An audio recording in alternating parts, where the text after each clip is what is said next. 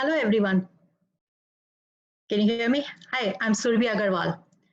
A very good morning to you all, and welcome to this webinar organized by South Asians for Biden. We are a national grassroots organization dedicated to engaging, educating, and mobilizing the South Asian community to elect Joe Biden. We have active chapters in 16 states, and the list is growing. We have 18 regions nationally, and our volunteers are working hard to send the message to our community to make the right decision this November. If you would like to join an existing chapter or would like to start one in your state, if it does not exist, then please reach out to us. We are very keen on having a chapter in every state. Email us at sabiden2020@gmail.com. There are many ways that you can make an impact, and there are many committees that you can join, including voter registration. Please visit the website at southasiansforbiden.org for more information. Just a few things about this session now. Many members of our community are business owners in a variety of areas, from IT to hospitality to beauty salons, and they're hurting due to COVID. Our panelists here will discuss the current economic situation and offer some advice. Now, this session is being recorded and it will be available on our website.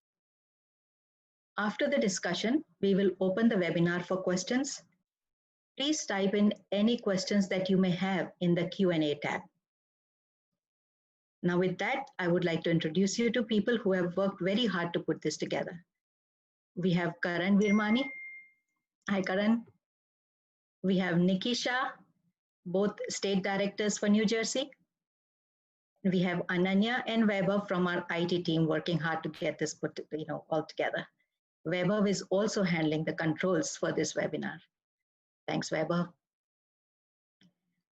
Tonight's moderator is Sharmila Jayaprasad. She's a senior counsel in the legal department of RWJ Barnabas Health. Hi, Sharmila. She practices primarily in healthcare transactional matters, and she has extensive experience in general corporate matters, mergers and acquisitions, business succession planning, employment matters, and she's on the board and co-chair of the Diversity Committee of the New Jersey Women's Lawyers Association and Cancer Support Community of Central New Jersey. Now with that, I will turn over to Sharmila. Thank you.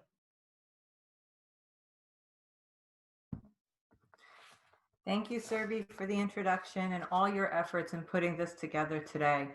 Surbi's worked very diligently in getting this discussion panel together, and I wanted to thank her for her efforts.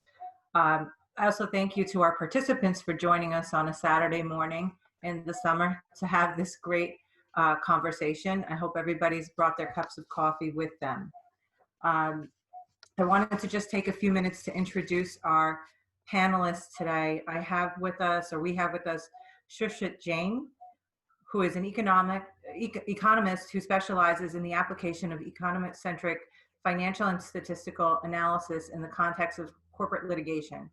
He is a managing principal at Edgeworth Economics in Washington, D.C. Mr. Jain has substantial experience in the application of sophisticated statistical modeling techniques to the analysis of large data sets for the purposes of commercial disputes and business consulting. Welcome, Shushrit. Also with us is Seema Singh. Seema is an attorney for the last 25 years. She is a former public advocate, designee, and ratepayer advocate for the state of New Jersey from 2001 to 2007 as a cabinet member for 3 different New Jersey governors. She also has served as the president of the Asian Indian Chamber of Commerce, Asian Women's Safety Net, and International Business Chamber of Commerce, rather. She runs her own full-service law firm in Princeton and has extensive experience guiding corporations both domestically and internationally. Her areas of expertise include corporate law, commercial litigation, real estate, probate, and many others. Welcome, Seema. Also with us is my friend Indy Samra. Indy is a private wealth advisor and financial market commentator with Samra Wealth Management, a member of the Advisory Services Network, LLC. His work is with selected families and businesses, and it covers a full range of issues related to wealth management, including investment strategies, portfolio construction, trust and estates planning, taxation, philanthropy, and exit strategy formation, as well as insurance planning. Indy is very well established in both he's a co-chair of the Punjabi Chamber of Commerce, the New Jersey chapter, and his efforts there support minority-owned businesses, mentoring future generations. He serves on the advisory board for the Sikh American Veterans Alliance, and also is a board member of One Project, which is a coalition of faith and community leaders looking to unite people to work for one better community. Welcome, Indy. And last but certainly not least, Dr. Dilshad Kawalja, who is the founder and owner of Just Tax Liberty Financial, who has been providing financial services to communities in the metropolitan New York, New Jersey area for over 20 years. While being focused here in New York, New Jersey, he has a base of clientele that spans across 50 states. He's an authorized IRS service provider and registered tax preparer. He has extensive experience in fields of general accounting, payroll, tax preparation, and financial planning, and has accumulated over 25 years of corporate experience in the field of financial analysis. So thank you for joining us. So I wanted to take some time to introduce, and the first speaker that we have is Shushrit, who would like to share with us a few minutes of a presentation, and then we can go from there. Hi, everybody. First of all, welcome. And I'd like to thank the South Asians for Biden for inviting me to speak. I'm an economist, so what I'm going to do really quickly is I'm going to provide a big picture context of the current economic situation that we're all in. It's the macroeconomic issues that we all face right now. They will affect every group within American societies and the Indian American community just as they will with the rest of the economy. So it's important to understand the context. Basically, historically, the U.S. economy has been, one of the most resilient economies in the world over the past 100+ years. There have only been two events that economists consider to be major economic crises. And what economic crisis is defined, or macroeconomic crisis is generally defined as an event where there's a decline of more than 10% in GDP and more than 10% in consumption per capita as well at the same time. So those two events historically for the US have been a decline that occurred in the post-World War I era. And of course, the second one is the Great Depression, which we all know about. I like to include a third event in a discussion of historical crises of the US. And that third event is the Great Recession, which happened beginning in 2008, which everybody here experienced. In that decline, the GDP did not decline as much as it did in the previous two downturns, but unemployment went really high and stayed there for nearly a decade. It took 10 years for the economy to recover from the Great Recession. So in order to understand the current crisis that we're experiencing, it's important to sort of take a quick look at the past just to get a sense for it. So I'm going to ask Vaibhav to put up the first chart that I sent him so we can all take a look at that. As you can see, this is a little chart I put together of the unemployment rate, which is one of the most interesting factors to look at when you're considering a crisis. So as you can see, the big red line there, that's the Great Depression. And in the Great Depression, unemployment went as high as 24% for the economy. And it took 15 years. On the bottom, on the x-axis, the horizontal axis there is the number of years it took to return back to pre-crisis levels. So it took 15 years in the Great Depression to really return to pre-crisis levels. The blue line there is the post-World War I downturn, which it took 6 years to recover from. And the highest levels of unemployment rate were about 12%, which is right about where the current reported unemployment rates are, which is around 12 to 14%, depending on who you talk to. The green line there is the Great Recession, which started in 2007, 2008, and continued for about 10 years. As you can see, the highest that unemployment got up there was slightly under 10%. So that gives you sort of a sense. We already know that in the current crisis, unemployment rates are about 14%, and they're probably going to climb. It's very difficult to predict where things will go, but it doesn't look like it's going to come down, anytime soon. So that's chart one.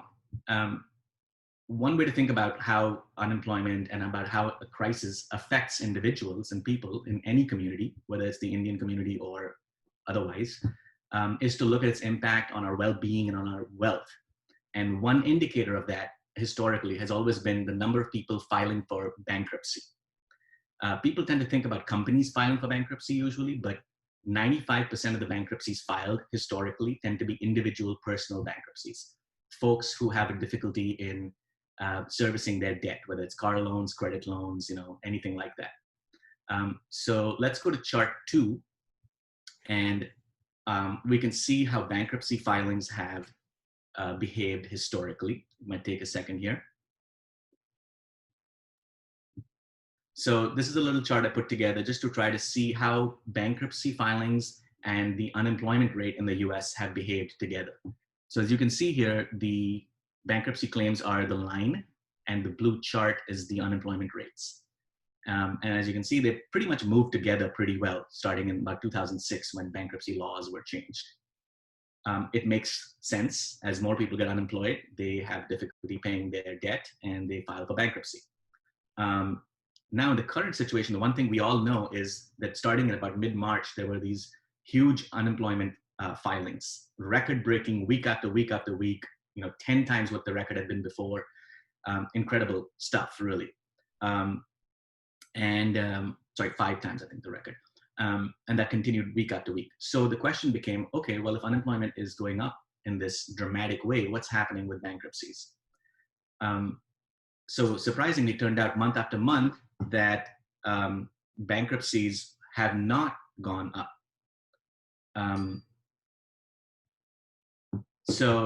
Basically, what that means is that, why is that happening? The question is, why is that happening?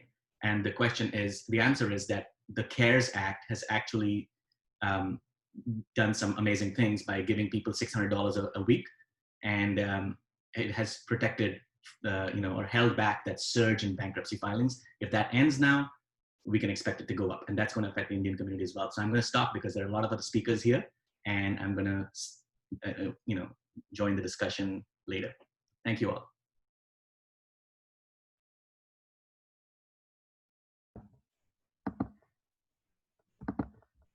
Thank you for that presentation, Shushrit.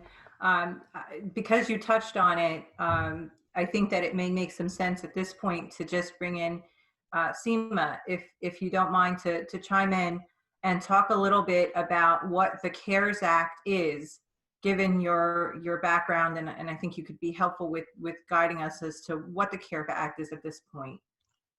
Sure. Good morning, and thank you for inviting me to speak this morning. Thank you to Surbi and Sharmila. Thank you for the introduction.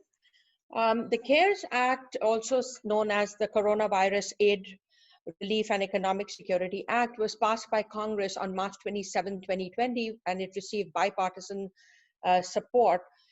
This over $2 trillion economic relief package was immediately created as a fast and direct response of the government to provide economic assistance to all American workers and families, to small businesses, to local and state governments and tribal governments, and also to assist in the preservation of jobs for our American industry. As far as the American workers and families were concerned, through the economic impact payments, or also the stimulus payments to American households, they were sort of assisted through this crisis.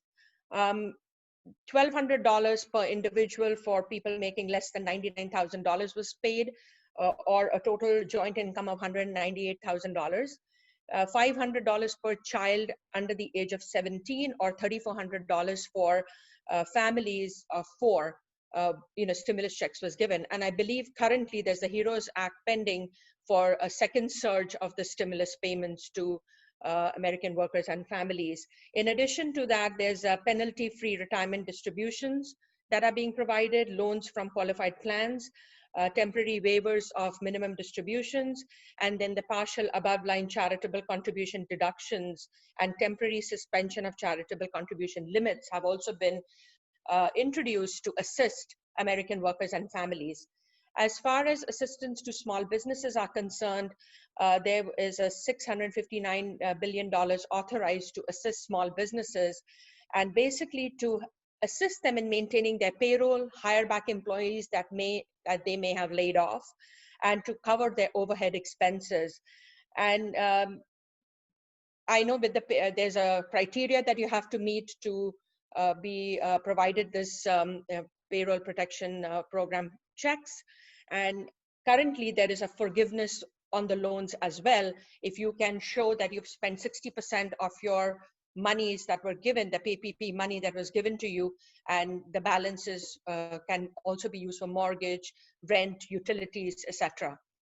As far as assistance to state and local and other tribal governments, there's a $150 billion COVID relief fund that was created, and payments were made to local and state governments and to the US territories and tribal governments. But there's a caveat. These could only be covered for expenses that were necessary and incurred due to public health emergency with respect to the COVID. It had to be expenses that were not accounted for in the budget of March, as of March 27th, and expenses incurred during March 1st, 2020 and December 31st. Finally, the CARES Act also provided assistance to preserve jobs for American industry. Meaningful support was given to American businesses and job creators so that they can support employees and also get back their businesses as soon as possible. Employee retention credits are being given to small businesses, 50% credit, and to incentivize them to keep their employees. Tax credits are also given. There are payroll tax deferrals that are also allowed. And there's a lot of payroll support. There are resources that provide payroll support as well. And many loan programs that are available for small businesses as well. And I believe there's a portion of these loans that can also be forgiven if you meet the criteria. So the CARES Act was an immediate and fast response of the government to assist the Americans during the COVID.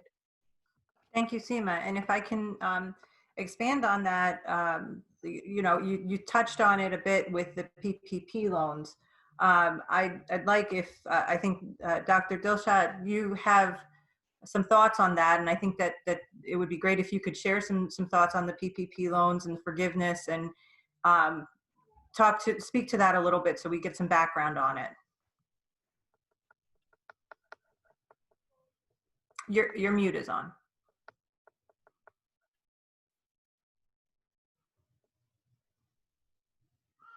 Oh, okay. So can you hear me now? Yes. Perfect. Thank you very much for the introduction. This is Dilshat Khawaja. I really loved the very first presentation by Mr. Jain because I am an economist and been professor of finance for many years before I took the second passion of accounting and helping people in tax planning. Due to this coronavirus, COVID-19, as it is called, there are two main programs that surfaced. And I believe her name is Karan. She mentioned about PPP program as well as EIDL programs that are currently available to help small businesses. As most of the people know, PPP programs are those for those businesses who have their employees less than 500 people employed. They are eligible to apply for that loan. And EIDL program, the loan, is available to small businesses. These are two different kinds of loans that are available to small businesses. PPP loans are actually provided through your local banks, of course, through the approval process directly from SBA admin. And the EIDL program is provided by also SBA, but directly by the government. In the EIDL program, you have two portions in it. One is the forgivable portion, which is based on the number of employees that a small business hires.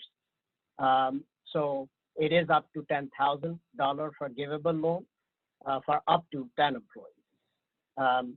And then you have the second bigger portion of EIDL loan, which is not forgivable.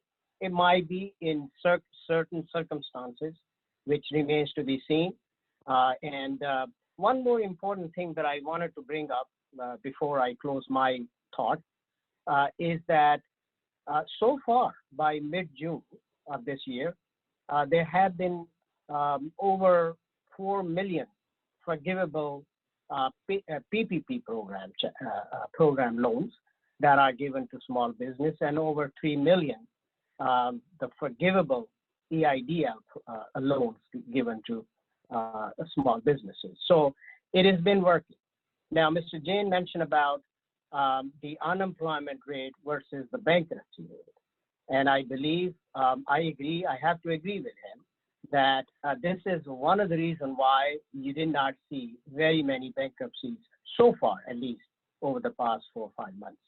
It may change depending on the direction from the government and the legislators in the near future. But everything, is evolving as we speak. Thank you very much. Thank you. Thank you for that information. I think it was very helpful. As we are on the CARES Act, I'd like to ask if Indy, if you could chime in on the impact that it has on 401ks, and I think there were some changes under the CARES Act as to what you could do with your 401k. Would you be able to speak to that? Absolutely. Good morning, first of all. Thank you for having me on this morning. I hope I can actually provide some sort of value to your viewers this morning. So the CARES Act has made it allowable to withdraw penalty-free from qualified accounts, IRAs, 401ks. I think the most important thing to remember is penalty-free doesn't mean tax-free. For anybody withdrawing funds out of those accounts, you are still going to be responsible for paying the taxes on those accounts. Asim, I think earlier on you mentioned about there is like a level of forgiveness if they're paid back in a certain time frame. Right. But essentially, this is not free money. This is somebody borrowing from their future retirement. And I think that brings us back to Shushrit to a certain degree, because there are a lot of these programs that we've seen.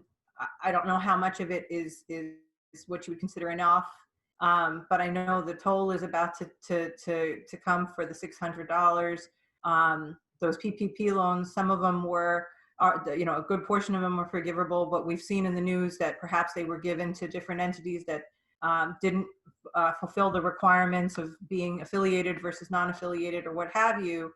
And from an economic perspective, Shushrit, I just wanted you to speak a little bit about where you see us going next. Sure. Can you hear me? Mm-hmm. Yeah. I think that a lot of it is going to depend on what Congress does in the coming weeks. They're actually debating right now, and one of the central points that they're debating is what to do about that additional unemployment, $600 a week that they were giving out. It's a lot of money. If you have 30 million people unemployed and everybody's getting $600 a week, you can do the math. It's a lot of money. And so to continue doing that would stem the bankruptcy issues. But continuing to make that payment will create other problems long term, with the government getting higher and higher in debt, and sort of inflationary impacts of those things. So it's really difficult to tell what the right amount of money is. I think initially when this began in March, people thought that we would fight this out for 3 months and we'd be out of it, in which case this would have made perfect sense. to continue doing this for another 6 months or 9 months is a big decision, and it remains to be seen, what Congress will do. Dr. Khawaja, maybe you could speak to the difference between, say, PPP loans and a regular SBA loan. Like, let's say I've exhausted my ability to get a PPP loan. Can I then turn and look to SBA, or are those similar, or are they, how would I navigate those waters? You're on mute. Did it again. Can you, okay. So of course there are two different kinds of programs for different purposes. PPP loan is purely at least up to 60% to be used for employees' payment and related expenses. On the other hand, EIDL program, whether it's an advance or the full amount, is used to keep the business operating other than the employment. And the procedure for the forgiveness, if there is any forgiveness, is quite different. So I believe that a lot of information for small business is available online by experts like many on the panelists, as well as the SBA program. Sometimes it is confusing. So I would advise small businesses to consult any of their local, either the CPA, the accountant, or financial advisor, or the attorney. And it's very important to understand, especially for the forgiveness. Now, the EIDL program, which as I mentioned, has two portions. One is the automatic forgivable, which is up to $10,000, as I mentioned earlier. It's based on the number of employees that you have. So for example, if you have 3 employees, you'll get $3,000 advance loan. If you have 10 or more, then you get only $10,000. And that is forgivable automatically. Of course, they would advise you to use it on permissible expenses.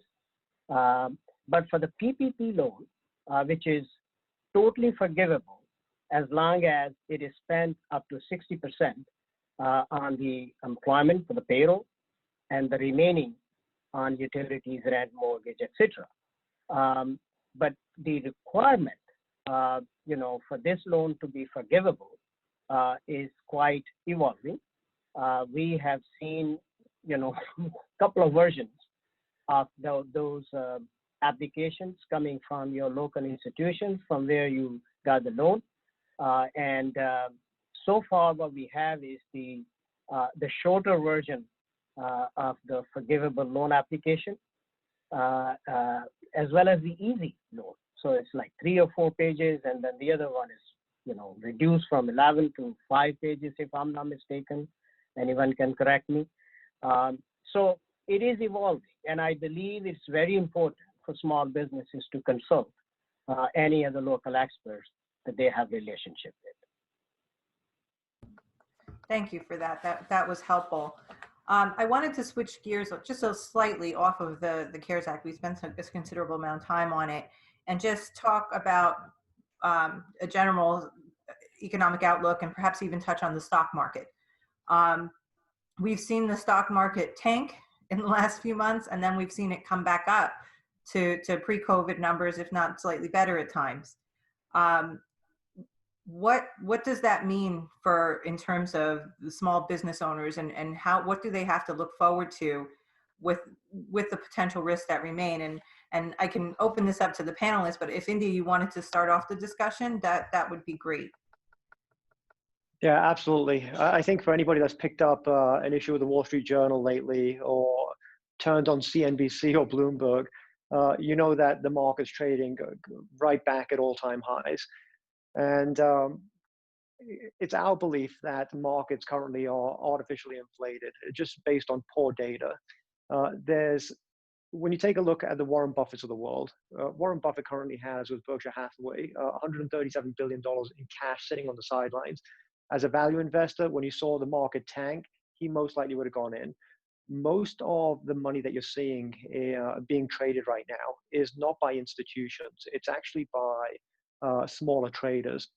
And it leads me to the point that there seems to be this large misconception that there's a correlation between economic output or the economy and our financial markets, and that's just not true.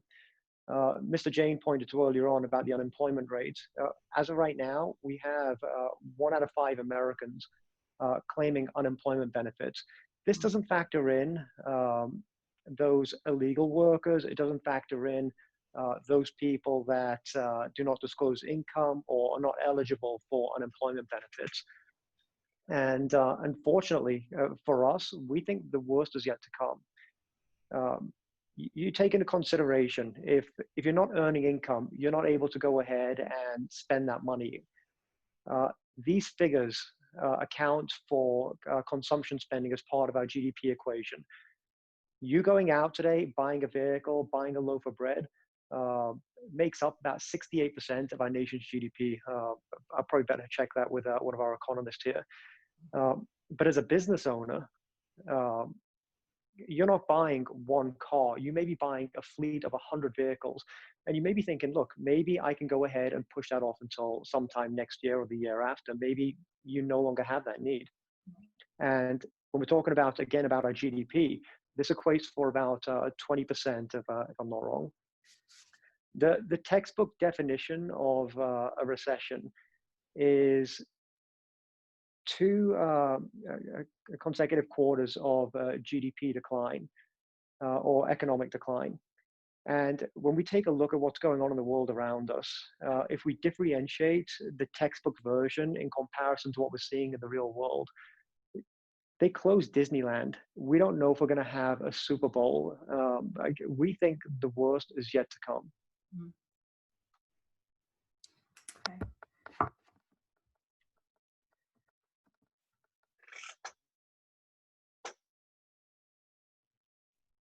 Thank you for that. That was very helpful. And Shushrit, since that touches on your area of expertise, do you want to give some insight into that? And perhaps what, you touched on it with your presentation, but what does this now look like going forward, given the historical data that you've been able to put together? Yeah, I mean, it's hard to disagree with anything that was just said there. I think it's absolutely true that people are bracing themselves in the economic community for what's about to come. What has already happened is certain sectors, as we all know, have been impacted much worse than other sectors. So the leisure and hospitality sector, the restaurants, hotels, motels, and the entire, the percentage in the Indian community that works or owns small businesses in that sector is significant. They have been impacted very dramatically. The travel sector has been impacted dramatically. But people in the sort of typical sort of white collar or technology jobs have not yet seen as dramatic an impact. In these other economies or in these other sectors, there's been 28, 30, 32% declines or increases in unemployment. That's the unemployment rate in those sectors. Whereas in sectors like the white collar sector, there has been not as much of an impact yet. But that's about to happen now, because ultimately everybody's a customer of each other in an economy like this. And if your customers don't have the money to spend or if are holding back, then eventually that's going to filter through all the way to those other sectors as well. In technology, you're seeing certain areas which are very much interfacing with the public, like Uber or Lyft or Airbnb. Those quote unquote technology jobs, they are getting hit really hard now. So that's like the first step, and then you're going to see these, that's going to filter through to technology companies that may not be so service oriented as those companies. So when that starts to happen, then I think you're going to hear a little bit more, and that's when potentially the stock market will take notice, because it seems like the stock market is, as was just said, somewhat divorced from Main Street and has been for a while. Sharmila, can I just add something to Shrucha's remarks? Of course. Yeah, I think there seems to be this another misconception that a cure for COVID or a vaccine comes along and everything's just going to return back to normal. And that's just not the truth. As Sushrit just mentioned, I mean, there's been a slew of companies just laying off workers across the board. Tourism, where it's more visible. But essentially, what you're not seeing right now is, if you take a look at the retail banking sector, banks have been making this push to move away from face-to-face transactions that across the board cost banks about $4 per transaction. Moving these customers out of the banking center, and they've been trying this for years and just been unsuccessful. If you go ahead and now send that customer to a bank ATM machine, that transaction now costs 27 cents a transaction. If you can move that customer to a mobile device, you're now costing the bank only 4 cents a transaction. So a massive savings. Essentially, what's happened here, what the banks weren't able to do, COVID came in and shut down the banking centers, forcing people to adopt this technology. Unfortunately, on the tail end of that, you're likely going to see some of these white collar jobs or these banking sector type jobs just disappear.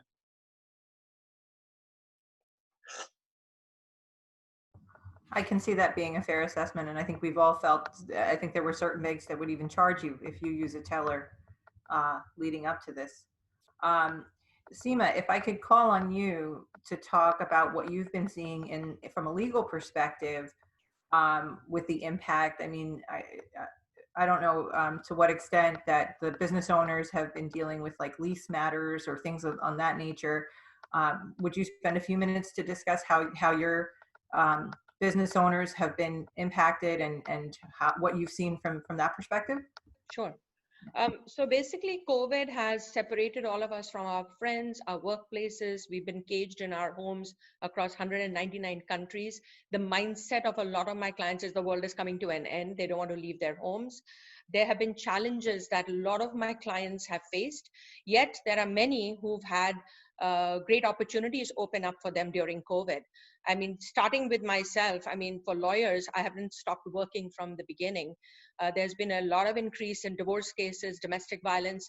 However, the entire framework of how we operate with the court systems, the local and state governments, you know, for permits and COs for residential closings, that entire thing has been revamped. So business as usual has sort of changed, the framework has changed, but work has not stopped for lawyers.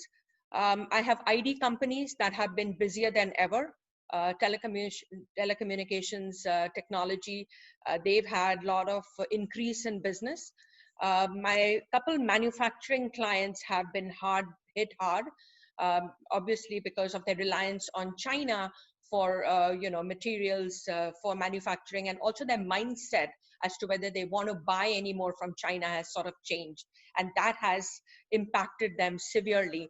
As far as a couple of my travel and tourism clients are concerned, they have been actually the worst hit, and a lot of them are on the brink of collapsing and closing down. Insurance companies are not covering any travel insurance anymore. During this, the boundaries are closed, flights are canceled, international borders have been shut down. They are opening, but not as much, obviously. People are not ready to be traveling. As far as entertainment and media is concerned,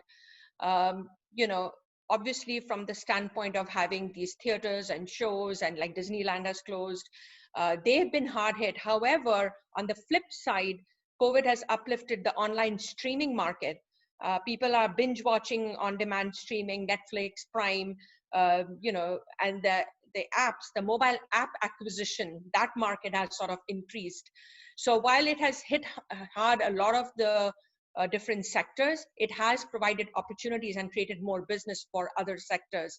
The hotel industry, restaurants, I have a lot of hotel and restaurant owners that have been impacted. However, restaurants that are doing catering businesses, their businesses have literally flared up.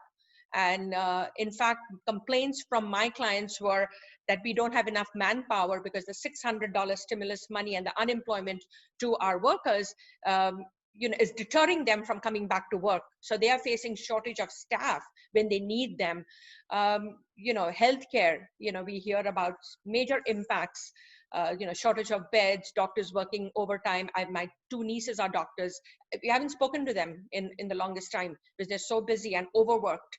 Shortage of beds, shortage of the PPP equipment.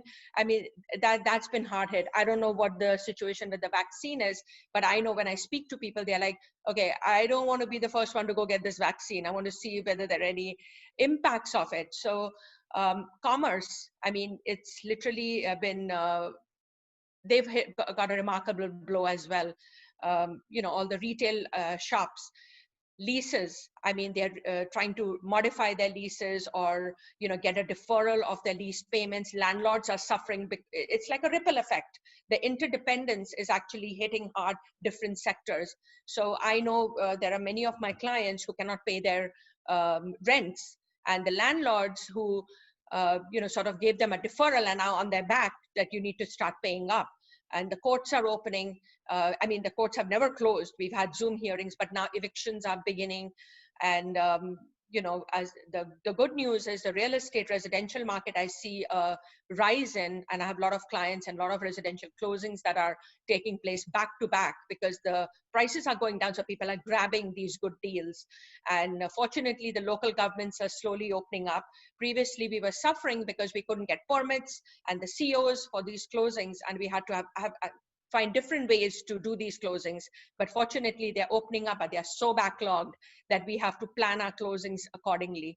Other than that, even though they're in the government sector is, there are a lot of changes, finance, education. I mean, look at all I have attorneys who have kids at home. So they are doing their legal work and they're doing online education with their children. So they are overwhelmed. The whole change has sort of, the whole mindset, everything has changed, good and bad.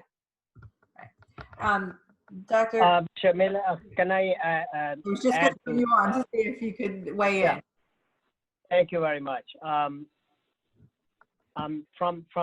my personal perspective of helping small businesses, I have a very small base of business customers, so I have to admit, I don't have the data that could be, sort of generalized on a national basis. But what I have seen among my small business base is obviously similar to what Ms. Seema has mentioned. Different sectors are impacted differently. There's always talk about small restaurants, not chain, but the small restaurant, local businesses. And, they've been impacted. I have very many restaurants which are locally owned in different areas of New Jersey. And what I had seen was in the first couple of months when the COVID-19 crisis was at the peak, I had seen about 30% decline in their business on a monthly basis. And now it has started, creeping up. In fact, there is a business, and I'm in central New Jersey, in Somerville area, where they have a beautiful downtown, and the streets that are closed for only for pedestrians, and they are thriving. One of my restaurant owners came to me, particularly and say, "Hey, like Ms. Seema said, I can't find enough people to work for me because I have like lines, so I have to turn people away because they can only sit outside, not inside, and so on and so forth." But that doesn't mean that every business is, coming up during this COVID-19. There are many businesses that are totally closed. In fact, I, as a business owner, as an economist, and as well as the tax planning service, I was afraid that what am I? Am I essential or non-essential? So I approached my local township and said, "Hey, define me. This is what I do. And so you tell me, should I open or not?" I mean, I'm talking about back in April time period. And they said, no, you can open it. And, as long as you keep social distance and all of those criteria that we have to do. So things are coming back up. Hopefully, I I don't think in foreseeable future that it'll come out to be very normal. But we are at least trying to get back to the normal situation. Maybe it's a different normal, but somehow normal. Thank you. Sharmila, can I just jump in? Sure. So, I'm an optimist. So I would like to believe that things are going to get better really fast. And just talking to a couple of my friends who are also clients, one is a diamond merchant. And I was talking to him and he's like, we are out of stock for diamond rings because people are having backyard weddings. So they are like working overtime. They don't have any stock left. Car dealer, I went to turn in my leased car the other day and they're like, we haven't stopped working. We have no inventory. So my lease turnover was, they just bought my car because they were out of inventory. All these retail stores, whenever you go there, there are long lines outside. So sometimes I question, is this just in the news or is it really happening? Well, Because people that's a seem to good be. question. And to some point, we hear in the news a lot of things. And recently we've heard Donald Trump say something to the effect that, oh, a Biden win would mean that the stocks would go down and your 401k would disintegrate or something along those lines. I'm just wondering from the panelists, and if you want to touch on this a little bit, as to what your thoughts are for that kind of what does that mean? It means nothing. It means he wants to win the election, but we are hoping he does not, Right. Because a Biden win would at least improve relationships, cross-border relationships that Trump has frankly ruined all across. And I do believe that a lot of it is created by him just to win the election. So I do hope Biden wins. He has a great chance, and we're all rooting for him. And Indy, I think you had something to say on that one too. Absolutely. Unlike Seema, I'm not an optimist. I'm more of a realist. Mm-hmm. Unfortunately, we think that it's going to get worse before it gets better. But with regards, and when you talked about, Seema, the different sectors, Sushrit mentioned this earlier on, there are some sectors that are going to improve quicker than others. In addition to that, there are some geographical areas that are going to have a sustained recovery, and some that are just going to recover quicker than others. But politically, we don't have any political affiliation at our firm, and we're not biased to one party over another. But when we take a look at the stock market and Donald Trump's remarks there, in the immediate term, it could be likely that the market could have a bit of a pullback. But with all the data out there suggesting that it looks like it could be a Biden victory, these numbers are most likely already priced in. But the real question should be, in a low tax environment, in a low interest rate environment, what kind of business climate does that go ahead and create for business and consumption? And we believe at my firm that this is an environment for businesses and consumption to thrive. So there's some questions that came in through the Q&A, and if I could take a minute to just at least go through some of them, I think that would be helpful. Here's one of the questions, and I'm not sure, it says CW, so I apologize. I'm a little bit technically challenged to know who that was that submitted, but CW writes, with all the stimulus, there has to be economic activity coming up and the markets trade on feelings about the future. I think we can see where people are buying goods and refinancing to take out money, and that is a good sign. Disregarding, yes, the stock market is high, but will it be higher in year 1 year, 3 years, 5 years? And what do you all think about that? So let me just jump in on that. I read that question earlier. Okay. And I think, no one here can sit here and say, I can predict what's going to happen to the stock market in 1 year, 3 years, or 5 years. If people feel good about how it's going to be, then that's great. However, the only thing that we can look at is actual things that are occurring on the ground. And so while I know that there was some discussion just now about how anecdotally things are feeling good in New Jersey, and I think that's true. But we have to also understand regionally that New Jersey is in a very different part of the cycle of the pandemic from most of the southern belt. It ain't feeling that good in Florida right now, okay? And like it was 2 months ago. And 2 months ago in New York and New Jersey, it was not feeling very good. So we have to keep in mind that all the based on that, there may be a second wave. There may be a second wave, exactly. With your thought process. Go ahead. Right. I'm just trying to address the anecdotal positivity that we're feeling in New Jersey right now, that it's not how it is in the rest of the country. and that's because of where you're in the cycle of the pandemic. And then secondly, the only thing you can look at as an economist or as anybody here, is actual statistics right now. And the statistics on unemployment are through the roof. The various sectors that have been affected, the statistics on output by industry are really bad. And so the idea that the stock market is going to do well in a year that because of the stimulus, I mean, it's possible. But the only thing that we can talk about is actual things that are happening on the ground right now. And those are stunning in terms of, those unemployment figures and compared to the past. We haven't experienced anything like this economically in a long, long time. So no one can really be too confident about how quickly it's going to end. And yes, the second question by CW there was about the global aspect of this. So basically the idea that the globally, this is not going to be a recession because other countries are recovering better than America is from the pandemic. Right. You're saying people may be infected, but more will live and buy goods. What does that mean, and how does that affect us? So if you, I was going to read that one next. So if you could touch on that, that would be great. Yeah, again, it's impossible to know because we don't know about the second wave here. But Western Europe has tackled this better, no doubt about it. They have flattened their curves. How that progresses, especially if the numbers in America keep rising and Western Europe basically closes its doors to Americans and continues to keep those doors closed, how that will impact business overall. I mean, how can the world economy function if the US economy is not doing well? That's something that hasn't been seen. There's no precedent for that. It didn't happen in the Great Recession. Everybody tanked in the Great Recession. So that's all I have to say. I don't know the answer, but it is definitely a fascinating question.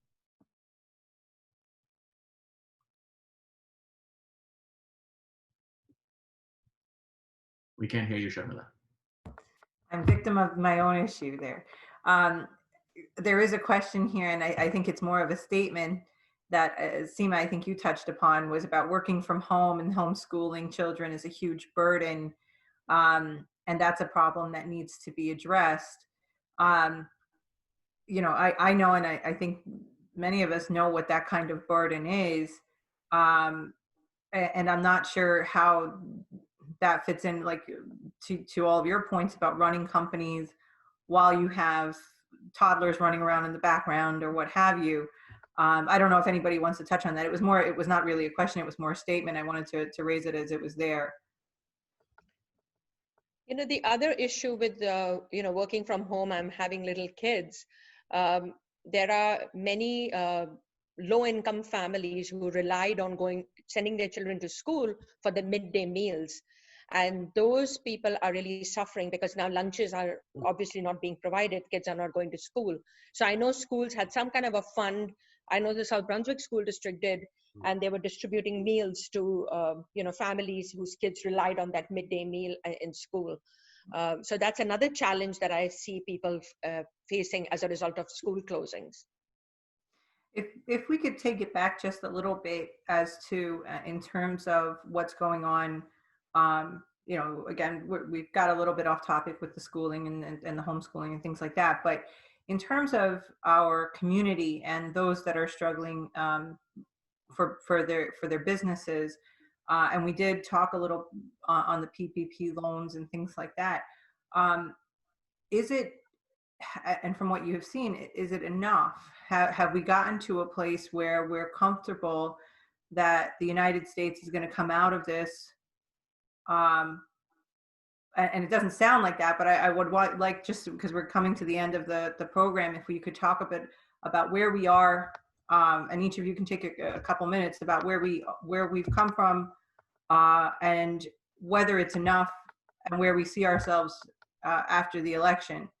And just a minute, if you can, to speak on that. I would like to touch upon this particular topic.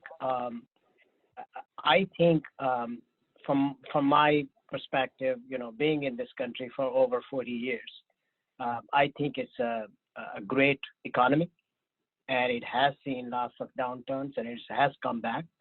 and it will come back eventually. I hope sooner than later. But I think one of the difference, the main difference, in my opinion, that we have seen in United States versus the rest of the world is that our policies to fend off this particular crisis has not been very consistent. And I believe this is one of the major reason why it's been delayed, as far as the impact of of this coronavirus is.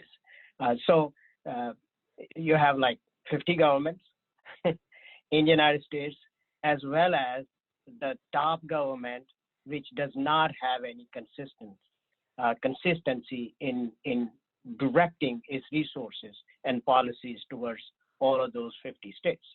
So as opposed to this, there are obviously countries which we may call it authoritarian, but at least they have one voice, one policy, one strategy to deal with this. And I think the sooner they do realize and deal with it, the sooner they can come out. And I believe we need to have a very consistent policy in the United States. And I'm not politicians, I have nothing to do with any of the parties, but I think this is my humble opinion, that the reason it's been delayed in this country is because of inconsistencies. Thank you. Thank you. Does anybody else want to speak to that, or? Okay, go ahead. Just jump in. So one quick thing I'll say there is that I think that the pandemic, I think a lot of people have written about this, that this pandemic has exposed in many ways things that were already wrong with the American economic system and the politics around that system. The idea that basically this extreme sort of individualism where you're completely left to your own, the government does not help you, whether it comes to healthcare, whether it comes to other things, that has worked and works in good times. But when there is a national crisis like this, people being left to their own and to local governments can create a very difficult, situation in terms of recovery. The other thing I would like to say is that when you have people in government who fundamentally don't believe in government, which is the situation we have right now with the administration, then you're going to see failures of government because they don't believe it. They don't believe in actually stepping out and taking control of the situation, and like it has been done more, so you can say authoritarian, although I would not call Italy an authoritarian government, and they've done a tremendous job of dealing with this, with what they have. So I think, if there was ever, we are here, South Asians for Biden. So, instead of skirting around the topic, I'm just going to say, when you have people in government who believe that government is for the people and that should take care of them to some degree, not a nanny state, but, taking care of fundamental things like their security, which is now being challenged by the pandemic, then, when you have folks like that back in government, you might see better outcomes. And so, yes, I'm optimistic as well, but only if Biden wins. So, Cindy, you wanted to add to that? Absolutely. Just to Shoshat's point regarding politicians, if you take a look at where COVID is just kind of spiking out of control, it's typically in those states that have conservative leadership. And conservative leadership typically means that they believe in constitutional rights and religious freedoms. As opposed to placing an emphasis on human rights and science. But the advice that we're giving our clients right now, our business owners, is you need to have a plan, and that plan should encompass three things. And a plan for the immediate term. Let's get you through the end of the year. Then there needs to be a business continuity plan. That plan, should there be a resurgence of the first wave or a second wave, how do you see yourself getting through that time? And finally, a long-term plan. That long-term plan may have you leaving your current industry and just pivoting your business 180. And the advice that we give our clients is don't have any emotional attachment, because you need to think about being a business person. So with that, it's now 11:05. We ran a little bit over. They were reminding me that we have 11 o'clock stop time. I want to, I hope that I've gotten to all the questions online. If not, perhaps we can pick it up and try to answer them after the event. I want to thank Surbi again for putting this together. Thanks to Weba for the IT help and getting us all on board this morning and posting to me. You guys don't see it, but I get to see privately some things that have come in. So I was able to keep time. I want to thank all of the participants who joined us for this important discussion. I hope it was helpful to everybody who's been participating and chiming in.